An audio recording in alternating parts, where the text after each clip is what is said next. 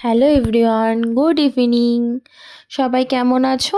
আশা করি সবাই ভালো আছো। আমিও খুব ভালো আছি। আজ অনেক দিন পর তোমাদের কাছে একটা ছোট্ট ভিডিও নিয়ে এলাম। হাজব্যান্ড অফিস থেকে এসছে, তো সন্ধ্যার সময় তার হঠাৎ পাস্তা খেতে ইচ্ছে হলো। তাই ভাবলাম পাস্তা যখন বানাচ্ছি তো তোমাদের সাথেও একটু শেয়ার করি। তো চলো পাস্তা বানানো শুরু করি। দেখো, কথা বলতে বলতে আমার পাস্তাটাও বয়েল হয়ে গেল। এবার বাকি সবজিগুলো আস্তে আস্তে কেটে নিই। তো প্রথমে আলুটা একটু ধুয়ে নিই। তারপরে তোমরা যেরকম চাউমিনে আলু ভাজা করো ঠিক সেইভাবে আলুগুলোকে ঝিরিঝিরি করে কাটবে।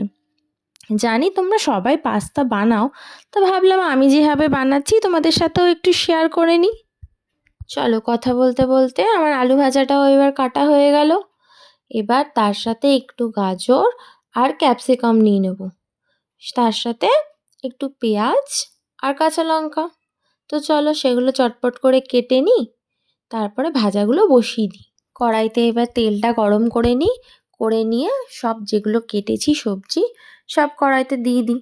দিয়ে চটপট করে ভেজে তার মধ্যে কাঁচা পেঁয়াজ আর লঙ্কার কুচিটাও দিয়ে দেবো।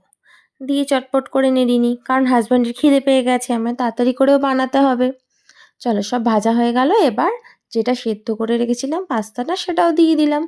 এবার একটু নেড়ে চেড়ে সাথে একটু সস দিয়ে ব্যাস নামিয়ে নিলেই রেডি পাস্তা। তো চলো তোমাদের কেমন লাগলো বলো, আর সাথে লাইক, কমেন্ট অ্যান্ড সাবস্ক্রাইব করতে ভুলো না।